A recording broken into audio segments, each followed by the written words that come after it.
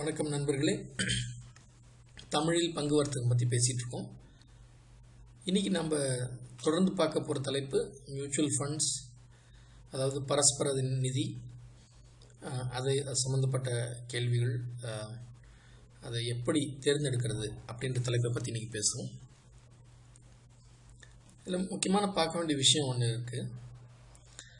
நான் முன்னாடி ஒரு தொடர் ஆரம்பிச்சிருந்தேன், கார்ப்பரேட் வேர்ல்ட் சேலஞ்சஸ்ன்னு சொல்லிட்டு. இதே www.youtube.com/leomohan போனீங்கன்னா கிடைக்கும். அதை படிச்சிங்கன்னா, அந்த வீடியோஸை பார்த்தீங்கன்னா அந்த தொடரும் இந்த தொடரும் சேர்ந்து உங்களுக்கு ஒரு கம்ப்ளீட் ஓவர்வியூ கொடுக்கும். It will help you to become a well rounded human being both in personal life and professional life. நம்ம எல்லாருமே ஆசைப்படுறது வந்து ஃபினான்ஷியல் ஃப்ரீடம், ஃபினான்ஷியல் இண்டிபெண்டன்ஸ்.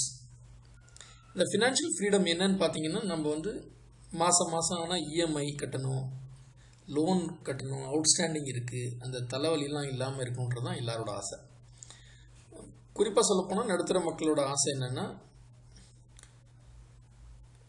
ஒரு ஊருக்கு போகணுன்னு ஆசைப்படுறோம் அப்படின்னா பட்ஜெட் பண்ணக்கூடாது. ஏதாவது கடைக்கு போகிறோன்னு பார்த்து பிள்ளைங்க ஏதாவது கேட்குறாங்க, அதை வாங்கி கொடுக்க முடியாத சூழ்நிலையில் நம்ம இருக்கக்கூடாது.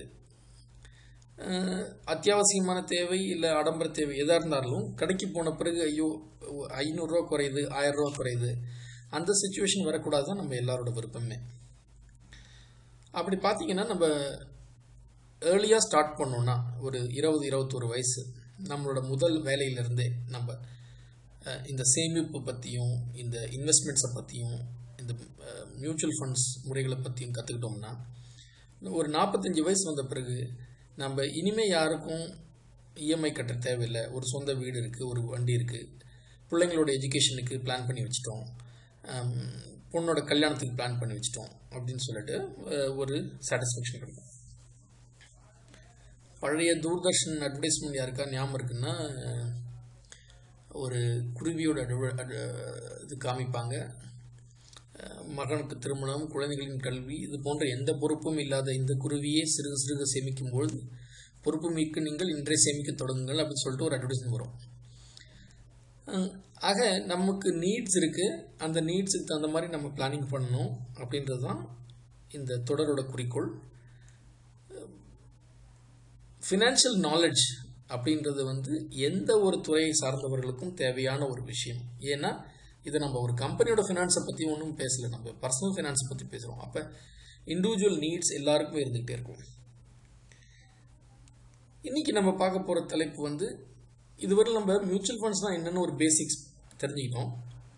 ஆனால் நம்ம how to select a mutual fund அதை பற்றி நம்ம பார்க்கணும். நம்ம இந்த இடத்துல இந்த செக்ஷனில் நம்ம முன்னாடியே நம்ம பார்த்தோம். நம்ம இப்போ இந்த பாருங்கள், டூ யுவர் ரிசர்ச் அப்படின்னு ஒரு செக்ஷன் இருக்குது.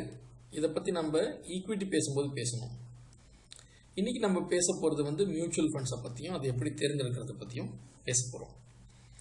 நரேந்திரன் அப்படின்ற ஒரு வாசகர் வந்து ஒரு கேள்வி எழுப்பியிருந்தார். சார், எனக்கு எப்போ வேணுமோ அப்போ நான் மியூச்சுவல் ஃபண்ட்ஸை விட்டு வெளியே வர முடியுமா? லிக்விடிட்டி எனக்கு வேணும், ரிட்டர்ன்ஸ் அது தனியான ஒரு விஷயம், அது எப்போ வேணால் வரட்டும் வராமல் இருக்கட்டும், ஆனால் எனக்கு திடீர்னு தேவைப்படும் போது அந்த பணங்கள் எடுக்க முடியுமான்னா, பெரும்பாலும் ஸ்கீமில் நீங்கள் அந்த மாதிரி செய்ய முடியும். அதாவது இந்த மாதத்துலேருந்து மாதம் 1000 ரூபா கட்டுறீங்க, ஒரு 8வது மாதத்துக்கு அப்புறம் உங்களுக்கு பணம் தேவைப்படுது, அந்த 8000 வந்து 9000 ஆகலை, 8500 ரூபா தான் ஆயிருக்கு, இருந்தாலும் உங்களுக்கு பணம் தேவைப்படுதுன்னா எடுக்க முடியுமானா முடியும். இதில் நீங்கள் தெரிஞ்சுக்க வேண்டிய ஒரு விஷயம்னா, சில ஸ்கீம்ஸ் எல்லாம் லாக்இன் பீரியட்னு சொல்லுவாங்க. 1 வருஷமோ இல்லை 3 வருஷமோ அந்த போட்ட பணத்தை எடுக்க முடியாது. அதனால் நீங்கள் செலக்ட் பண்ணுற மியூச்சுவல் ஃபண்ட்ஸ் வந்து லாக்இன் பீரியட் ஏதாவது இருக்கா அப்படின்னு பார்த்துட்டு நீங்கள் எடுக்கணும். அப்போ அதை லிக்விடேட் பண்ண முடியும், வேணுன்ற நேரத்தில் நம்ம அதை விற்று பணமாக்க முடியும். ஒரு best part of mutual funds equity என்னென்னா, நமக்கு தேவைப்படுற நேரத்தில் பணத்தை மீண்டும் எடுத்துக்கொள்ள முடியும் என்பது தான். மியூச்சுவல் ஃபண்ட்ஸ் வாங்கிறதுக்கு முன்னாடி ஒரு முக்கியமான விஷயம் தெரிஞ்சுக்கணும், entry load and exit load. அதாவது சேரும்போது நீங்கள் 100 ரூபா போட்டிங்கன்னா அவங்க 98 ரூபாய்க்கு தான் ஈக்விட்டி வாங்குவாங்க, அதுக்கு அண்டர்லைங் ஈக்விட்டிஸ் வாங்குவாங்க. அந்த 2 ரூபாயை அவங்க வந்து அவங்களோட சார்ஜஸாக எடுத்துப்பாங்க, என்ட்ரி லோடுன்னு சொல்கிறாங்க. அதே மாதிரி எக்ஸிட் லோடுன்னு சொல்லும்போது உங்களுக்கு 100 ரூபா வர வேண்டியிருக்குன்னா ரூபா தான் திருப்பி கொடுப்பாங்க. அந்த எக்ஸிட் லோடு இருக்கும். இப்போ பெரும்பான்மையான ஸ்கீம்ஸில் அந்த எக்ஸிட் லோடுன்றதை எடுத்துட்டாங்க. சில ஸ்கீம்ஸ்லாம் என்ட்ரி லோடும் இல்லை அப்படின்னு சொல்கிறாங்க. முக்கியமாக பார்க்க வேண்டிய விஷயம் என்னென்னா, நீங்கள் முதல்ல ஆரம்பிக்க வேண்டிய ஒரு மியூச்சுவல் ஃபண்ட் என்னென்னா, எல்லாருமே மாதம் சம்பாதிக்கும் அனைவரும் வருமான வரிக்கு அந்த வட்டத்துக்குள்ளே வந்தவங்க எல்லாருமே நீங்கள் டேக்ஸ் சேவிங் ஸ்கீம்ஸ் வாங்கலாம். ஏன்னா நீங்கள் அதில் கட்ட போகிற ப்ரீமியத்தை நீங்கள் டேக்ஸ் எக்ஸம்ஷனுக்கு கிளைம் பண்ணலாம். டேக்ஸ்ன்றது ஒரு பெரிய தலைப்பு. அதை பற்றியும் பேசிகிட்டு இருக்கோம். நம்ம எல்லோரும் இன்னும் கற்றுக்கிட்டே தான் இருக்கோம் நிறையா. அதை பற்றி நான் சில என்னோடய நண்பர்கள்ட்டெல்லாம் பேசியிருக்கேன். அதை பற்றியும் ஒரு விரைவில் ஒரு தொடர் ஆரம்பிக்கலான்னு ஒரு யோசனையில் இருக்கேன். அதாவது நம்ம வருமான வரியை எவ்வளவு குறைச்சா கட்டலாம். அதாவது 100 ரூபா சம்பாதிக்கிறோம்னா வீட்டுக்கு வரத்துக்குள்ளே 70 ரூபா ஆகிடுது. அந்த 30 ரூபாவிலேருந்து இன்னும் எவ்வளோ பணத்தை நம்ம ரீஃபண்டாக எடுக்கலாம் அப்படின்றத பற்றி ஒரு தனி தொடரை பற்றி பேசுவோம். இப்போ நம்ம இந்த செக்ஷனில் இருக்கோம், மியூச்சுவல் ஃபண்ட்ஸை எப்படி செலக்ட் பண்ணுறதுன்னு சொல்லிட்டு. நான் நல்லா முன்னாடி சொல்லிடுறேன் எல்லாருக்கும், நிறைய ரிசர்ச் பண்ணணும், நிறையா படிக்கணும், நிறையா பேசணும், இந்த விஷயம் தெரிஞ்சவங்களோட கற்றுக்கணும். குருட்டுத்தனமாகவும் யாரோ சொன்னதாகவும் இறங்கிட வேண்டாம் இதுலேயுமே. அது நான் ஒரு டிஸ்க்ளைமர் மாதிரி அப்பப்போ சொல்லிட்டு இருக்கேன். ஏன்னா இது உங்கள் பணம். இது கடைசியில் நீங்கள் எதில் போட்டிங்க அப்படின்னு பார்த்து போட வேண்டியது உங்களோட பொறுப்பு, கடமை. ப்ளஸ் அது உங்களோட இன்ட்ரெஸ்ட்டை ப்ரொடெக்ட் பண்ணும். யாரோ ஒருத்தருக்கு 25% ரிட்டர்ன்ஸ் கிடைச்சது எனக்கும் கிடைக்கும் அதே ஸ்கீம்னு போட்டிங்கன்னா அந்த ஸ்கீம் போன வருஷம் நல்லா பர்ஃபார்ம் பண்ணியிருக்கலாம், இந்த வருஷம் நல்லா பர்ஃபார்ம் பண்ணாமல் இருக்கலாம். அதனால் அந்த தப்பை பண்ணாதீங்க. சரி, தொடர்ந்து பேசுவோம். இப்போ நம்ம முன்னாடி இதை பற்றி பேசுவோம், ஓப்பன் எண்டட், க்ளோஸ் எண்டட்னு. க்ளோஸ் எண்டட்னா என்னென்னா, ஒரு குறிப்பிட்ட காலத்துக்கு தான் அந்த ஸ்கீம் உள்ளார நீங்கள் நுழைய முடியும். ஓப்பன் எண்டட்னா எப்போ வேணால் நுழையலாம், எப்போ வேணால் வெளியே வரலாம். என்ன கேட்டகரியில் நீங்கள் மியூச்சுவல் ஃபண்ட்ஸ் ஆரம்பிக்க போகிறீங்கன்ட்டு பாலசண்முகம் அவர்கள் முன்னாடி போன வார எபிசோடில் சொல்லியிருந்தேன். அவர் கேட்டிருந்தார், சார் நான் ஃபார்மா துறையில் மியூச்சுவல் ஃபண்ட்ஸ் வாங்கலாமா அப்படின்னு சொல்லிட்டு. ஸோ செக்டர் பேஸ்டு இருக்குது. The banking sector, automotive, FMCG, petroleum, pharmaceutical sector based ஃபண்டுகள்லையும் பணம் போடலாம். அப்படி இல்லைன்னா பொதுப்படையான அனைத்து ஈக்விட்டிகள், பங்கு பத்திரங்களில் நீங்கள் இன்வெஸ்ட் பண்ணலாம். ஈக்விட்டிக்கும் டெப்ட்டுக்கும் என்ன மெயின் டிஃப்ரென்ஸ்னு நம்ம ப்ரீஃபாக பார்த்தோம். என்னென்னா, equity high risk, high returns. ஆனால் debt moderate risk, moderate return. ஏன் அப்படின்னா அதுக்கு தகுந்த மாதிரி அவங்க கவர்மெண்ட் பேஸ்டு டெட் ஃபண்ட்ஸில் பணம் போடுவாங்க. இல்லை உங்களுக்கு ஷார்ட் டேர்ம் எதிர்பார்க்குறீங்களா, இல்லை வருமானம் எதிர்பார்க்குறீங்களா, இல்லை லார்ஜ் கேபிட்டலைசேஷன் இருக்கிற கம்பெனியில் பணம் போட்ட விரும்புகிறீங்களா அப்படின்றது தான் இந்த டைப் ஆஃப் ஃபண்ட்ஸ். இப்போ நம்ம முதல்ல ஆல் ஈக்விட்டி ஃபண்ட்ஸ் பற்றி பார்ப்போம். அதாவது ஹை ரிஸ்க்கு, ஹை ரிட்டர்ன்ஸ். எந்த மாதிரி ஃபண்ட்ஸை நம்ம தேர்ந்தெடுக்க போகிறோம் அப்படின்னா, ரிட்டர்ன்ஸ் ஓவர் 1 இயர், ஒரு வருஷத்துக்குள்ளார எனக்கு ரிட்டர்ன் எவ்வளோ கிடைக்கும் அப்படின்ற மாதிரி. நல்லா ஞாபகம் வச்சுங்க, ஒரு ஃபண்டு லாங்கர் பீரியடுக்கு போயிட்டிங்கன்னா ரிட்டர்ன் கொஞ்சம் குறையும். ஆனால் அது கன்சிஸ்டண்ட்டாக இருக்கா அதுதான் பார்க்கணும். ஷார்ட்டர் பீரியடில் நிறையா ரிட்டர்ன் வரலாம், ஆனால் நீங்கள் அதுக்கு தகுந்த மாதிரி வரியும் கட்ட வேண்டியது இருக்கும். பெரும்பாலான மியூச்சுவல் ஃபண்ட்ஸ் விற்கிறவங்க என்ன உங்களுக்கு காமிப்பாங்கன்னா, சார் ஒரு வருஷத்தில் 30% ரிட்டர்ன் வந்துட்டுன்ற மாதிரி தான் சொல்லுவாங்க. ஆனால் 3 வருஷத்தில் அது ரிட்டர்ன் 18% இல்லை 15% குறையும். அதனால சரியான அட்வைசர்ஸ் பார்த்துங்க. ஏன்னா எல்லாருமே இன்சூரன்ஸ் விற்கிறவங்களும் சரி, இந்த ஸ்டாக் ப்ரோக்கரேஜ் இண்டஸ்ட்ரியில் இருக்கிறவங்களும் சரி, அவங்க கமிஷனில் ஒர்க் பண்ணுறாங்க. உங்களை ஒரு தடவை கஸ்டமராக ஆக்கிட்டு விட்டுட்டு போயிட்டாங்கன்னா நீங்கள் எக்கெடுக்கட்டு போனாலும் அவங்களுக்கு கவலை இல்லை. ஆனால் நம்ம பண்ணுறதுனால நாம் எக்கெடுக்கட்டு போகாமல் இருக்கிறதுக்காக நாம் நல்லா புரிஞ்சுக்கணும். ஃபேஸ் வேல்யூவில் ஒரு விஷயத்தை நம்ம எடுத்துக்காமல் கொஞ்சம் ஆராய்ச்சி பண்ணி பார்க்கணும். ரிட்டர்ன்ஸ் எந்த மாதிரி ரிட்டர்ன்ஸ் கொடுக்குறவங்க இருக்காங்க. இப்போ பார்த்தீங்கன்னா மாடரேட் ரிட்டர்ன் 5% கொடுக்குறவங்க, 10% கொடுக்குறவங்க. இப்போ 5% கொடுக்குறவங்களுக்கும் 10% கொடுக்குறவங்களுக்கும் என்ன வித்தியாசம் அப்படின்னா, இப்போ நம்ம ஃபிக்ஸ்டு டெபாசிட்லேயே நமக்கு 8%, 8.5% கிடைக்குது. அதில் சீனியர் சிட்டிசன் உங்கள் அப்பா அம்மா பேரில் போட்டிங்கன்னா கொஞ்சம் அதிக பர்சன்ட்டாக 0.25, 0.5% எக்ஸ்ட்ரா கிடைக்குது. ஆக 10% வரலும் நம்ம ரிட்டர்ன்ஸ் எதிர்பார்க்குறோம் அப்படின்னா அதுக்கு conventional methods of banking, saving schemes, FDs, RDs அதிலெல்லாம் போகலாம். அப்போ நம்ம எதிர்பார்க்குறது என்னென்ன, அதை விட அதிகபட்சமான ரிட்டர்ன்ஸ் கொடுக்குமா அப்படின்ட்டு பார்க்குறது தான். அப்போ நம்ம ஃபஸ்ட்டு ஸ்டார்ட் பண்ணோம், ஒரு 20% ரிட்டர்ன் அப்படின்றத ஸ்டார்ட் பண்ணோம்.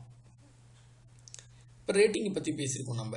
5 ஸ்டார் ரேட்டிங், 4 ஸ்டார் ரேட்டிங் சொல்லிட்டு இது இண்டிபெண்ட் ஏஜென்சிஸ், சிவில், கிறிசில் அதெல்லாம் சொல்கிறாங்களா, அந்த மாதிரி ஏஜென்சிஸ்லாம் ரேட் பண்ணுறாங்க.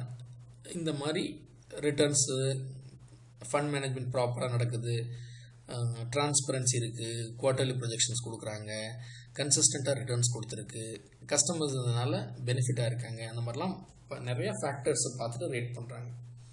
இப்போ 5 star 4 star 2 type of rating எடுத்து போட்டு, ஸோ நம்ம தேர்ந்தெடுக்க போகிற ஃபண்டு, இப்போ நம்ம பேசிகிட்டு இருக்கிற தலைப்பு என்னென்னா how to choose a mutual ஃபண்டுன்னு சொல்லிட்டு.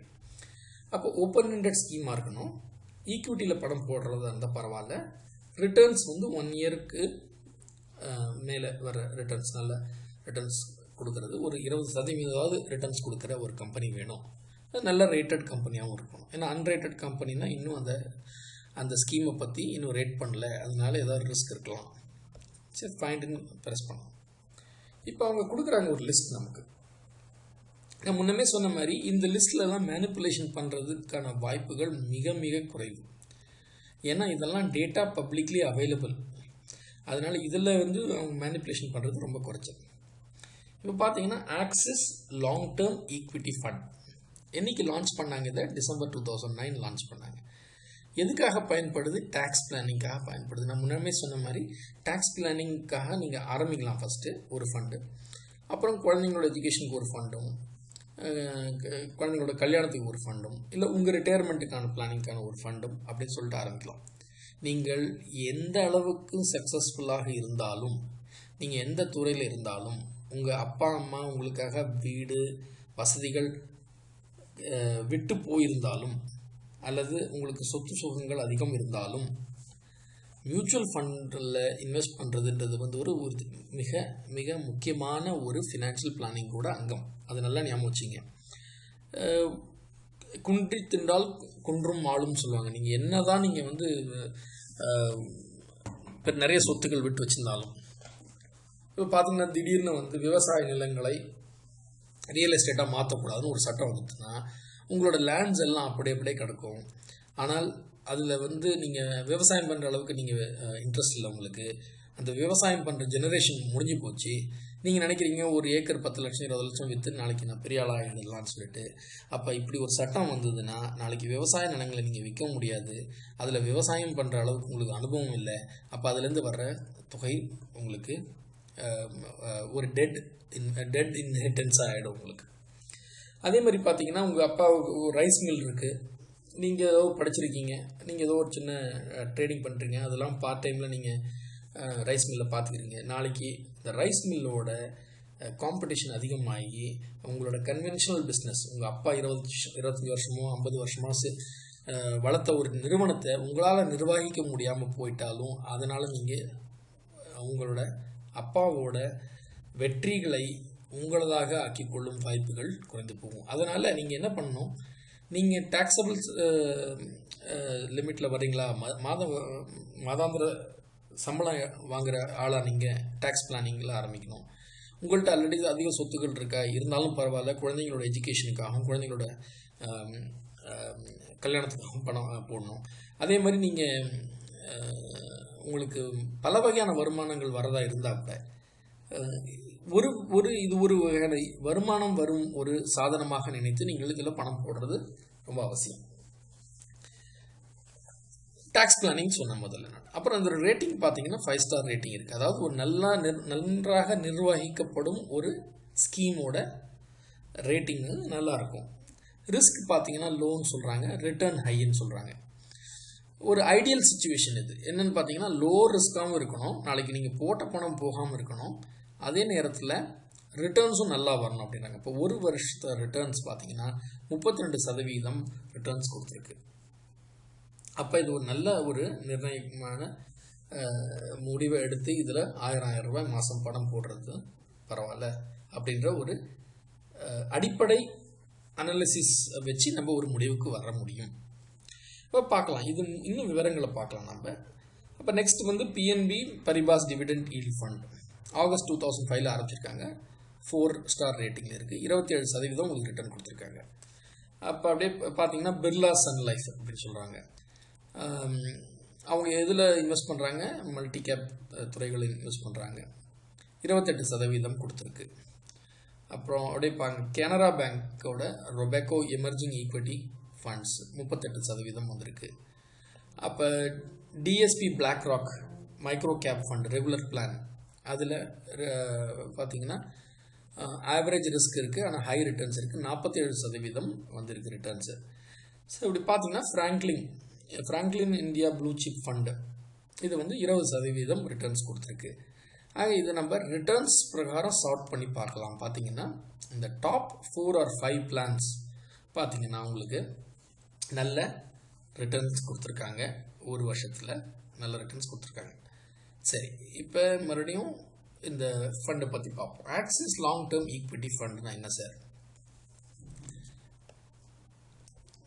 நெட் அசெட் வேல்யூன்னு சொல்லியிருக்கேன் நான். அதாவது ஒவ்வொருத்தருந்து 10,000 கலெக்ட் பண்ணி இந்த ஒரு ஸ்கீமில் உள்ள நிறுவனங்கள் போர்ட்ஃபோலியோக்களை மிக்ஸ் பண்ணி அதுலேருந்து ஒரு யூனிட் எடுத்து அதோட வேல்யூ தான் இந்த 30 ரூபா. இந்த 30 ரூபாய்க்கு ஒரு யூனிட் நீங்கள் வாங்கலாம். 90 ரூபா கொடுத்தீங்கன்னா 3 யூனிட் வாங்கலாம். 52 வாரத்தில் ஹையஸ்ட் வந்து இது 32 ரூபாய்க்கு போயிருக்கு. 52 வாரத்தில் லோயஸ்ட் வந்து 22 ரூபா போயிருக்கு. அப்போ இந்த 22 ரூபா போகும்போது நீங்கள் விற்க வேண்டிய அவசியம் இல்லை. வெயிட் பண்ணி பார்த்தீங்கன்னா அந்த ஸ்கீமில் உள்ள பங்களிக்கும் நிறுவனங்கள் வளர்ச்சி அடையும் பொழுது உங்களுடைய பணமும் வளர்ச்சி அடையும். ரிஸ்க் லெவல் லோ, ரிட்டர்ன் வந்து ஹை. எவ்வளவு சொத்துக்களை அவங்க நிர்வகிக்கிறாங்கன்னு பார்த்தீங்கன்னா 1334 கோடி ரூபாய். அதாவது உங்களை மாதிரி என்ன மாதிரி இன்னும் பல பேரும் பணம் போட்டு அதை வந்து 1000 கோடி ரூபா கலெக்ட் பண்ணியிருக்காங்க. அதெல்லாம் வாங்கியிருக்காங்க அவங்க. இதை வந்து ஸ்டாண்டர்ட்ஸ் அண்ட் புவர் ரேட்டிங் பிரகாரம் BSE 200 இந்த ரேட்டிங் வருது. அப்போ இதில் பார்த்தீங்கன்னா 3 மாதத்தில் நீங்கள் பணம் போட்டது 3 மாதத்துக்குள்ளார உங்களுக்கு நஷ்டம் அடைஞ்சிருக்கலாம் 3%. ஒரு வருஷத்தில் 32% போகும். 3 வருஷத்தில் 33% போகும். 5 வருஷத்தில் உங்களுக்கு 21% கிடைக்கும். ஸோ 5 வருஷத்தில் 21%ன்றது ஒரு நல்ல பர்ஃபார்மன்ஸ் பண்ணுற ஒரு ஃபண்டோட அறிகுறி. அப்போ நீங்கள் போட்டு 1 லட்ச ரூபா போட்டிங்கன்னா அது அப்படியே இரட்டிப்பு மதிப்பாக ஆகிறதுக்கான வாய்ப்புகள் இருக்கிறது. அப்போ இந்த நேரத்தில் நிஃப்டி எந்த மாதிரி பர்ஃபார்ம் பண்ணியிருக்காங்க, அதாவது தேசிய பங்கு சந்தையோட பர்ஃபார்மன்ஸ் பார்த்தீங்கன்னா அதுக்கு சொல்கிறாங்க. அது ஒரு வருஷத்தில் 9% ரிட்டர்ன்ஸ் கொடுத்துருக்கு. அந்த பங்கு சந்தை 16% ரிட்டர்ன்ஸ் கொடுத்துருக்கு. அப்போ ஓகே சார், நான் இன்ட்ரெஸ்டட் சார், நான் இதில் பணம் போடலான்னு ஆசைப்பட்றேன் அப்படின்னா நீங்கள் அதில் க்ரோத் அல்லது டிவிடெண்ட் செலக்ட் பண்ணணும். க்ரோத் வந்து உங்கள் பணத்தை மீண்டும் மீண்டும் அதில் போட்டு அதை வளர்ச்சி செய்ய பார்க்குறீங்களா, இல்லை உங்களுக்கு டிவிடெண்ட்டாக வேணுமா பணம் அப்படின்றது பார்க்க. மினிமம் இன்வெஸ்ட்மெண்ட் 500 ரூபாவில் ஆரம்பிக்கலாம். மாதம் சிஸ்டமேட்டிக் இன்வெஸ்ட்மெண்ட் பிளான் அப்படின்ற முறையில் 500 ரூபா போடலாம். 1% அவங்க சார்ஜஸ் எடுத்துக்கிறாங்க. 1.25% சார்ஜஸ் எடுத்துக்கிறாங்க. இதில் 2.5% உங்கள் பணத்தை செலவுகள் இருக்குது. என்ட்ரி லோடு இல்லை, எக்ஸிட் லோடு இல்லை. இப்போ இதோட பர்ஃபார்மன்ஸ் பார்க்கலாம் எப்படின்னு சொல்லிட்டு. அப்போ இதோட பர்ஃபார்மன்ஸை இதை வருஷம், வாரம், மாதம் அப்படின்னு சொல்லிட்டு அவங்க போட்டிருக்காங்க. எப்படி பர்ஃபார்ம் பண்ணியிருக்காதுன்னு சொல்லிட்டு. இதில் அனாலிசிஸ்ன்னு சொல்லிட்டு அடிஷ்னல் இன்ஃபர்மேஷன் இது ஃபண்டை பற்றி தராங்க. என்ன சொல்கிறாங்க? There is no dearth of good tax saving funds, but this new kid on the block looks promising. It's rare for a fund to hit a home run in 2 years in succession. 2 வருஷமாக அது நல்லா perform பண்ணிட்டு இருக்குன்னு சொல்கிறாங்க. Sensex 17% return கொடுக்கும்போது இந்த fund 30% return கொடுத்துருக்கு அப்படின்றாங்க. அதாவது நேரடியாக நீங்கள் பங்கு வர்த்தகத்தில் நுழைஞ்சி உங்கள் பணத்தை போட்டு விளையாடுனீங்கன்னா போன வருஷம் உங்களுக்கு 17% ரிட்டர்ன்ஸ் கிடச்சிருக்க வாய்ப்பு இருக்குது. அதே நேரத்தில் ஒரு திறமையான ஃபண்ட் மேனேஜர் மூலமாக உங்கள் பணத்தை அவர் விளையாடி இருந்தார் உங்கள் பணத்தை வச்சுன்னா 30% உங்களுக்கு ரிட்டர்ன்ஸ் கொடுத்துருக்க வாய்ப்புகள் இருக்குது. ஸோ இந்த ப்ரீஃப் வந்து ஒவ்வொரு ஸ்கீமை பற்றியும் இருக்குது. சரி சார், இது கீழே என்னென்ன நிறுவனங்கள் இருக்குது அப்படின்னு பார்த்தீங்கன்னா, அதில் ஃபினான்ஷியல் சர்வீசஸில் அவங்க பெரும்பான்மையான பைசாவை நம்ம போட்டிருக்காங்க. ஆட்டோமொபைலில் 10%, ஹெல்த் கேரில் 8%, டெக்னாலஜியில் 7%. இந்த ஃபினான்ஷியல் சர்வீஸ் நிறுவனத்தை தவிர்த்து பாக்கி எல்லாமே கொஞ்சம் நல்லாவே முன்னேறியிருக்காங்க. இப்போ இதுக்கு கீழே இன்னும் என்ன விவரங்கள் வேணும், அதாவது இந்த ஃபினான்ஷியல் சர்வீஸில் என்னென்ன இன்ஃபர்மேஷன், என்னென்ன கம்பெனிகளில் பணம் போட்டிருக்காங்களோ நம்ம இப்போ பார்க்கலாம். அப்போ axis long term equity fund தான் நம்மளோட டிஸ்கஷன் எடுத்துருப்போம். நம்ம இப்போ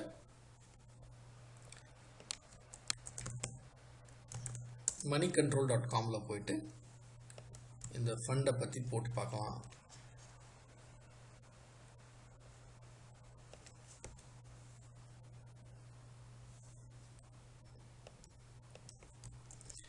இதை நம்ம தேடுறோம்.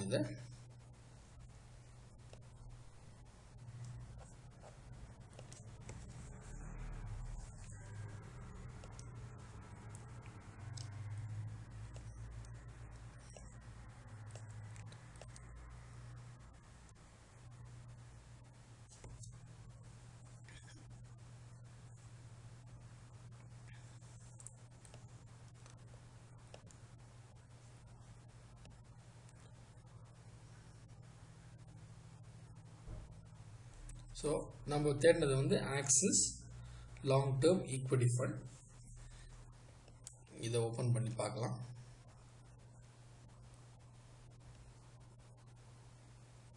இதோட ரேட்டிங் பார்த்தீங்கன்னா வெரி குட்னு சொல்கிறாங்க. இந்த ஹோல்டிங்ஸை கிளிக் பண்ணோம்னா என்னென்ன நிறுவனங்கள் அவங்கள்ட்ட இருக்குது அப்படின்றது தெரியும். இப்போ செக்டர் வைஸாக சார்ட் பண்ணி பார்ப்போம். பார்த்தீங்கன்னா Bosch, Motherson Sumi, Wabco India, Maruti Suzuki, Eicher மோட்டார்ன்ற இந்த நிறுவனங்கள் ஆட்டோமேட்டிவ்லையும், HDFC bank, Kotak Mahindra, group finance, HDFC, Bajaj finance, Sundaram finance, இந்த மாதிரி நிறுவனம்.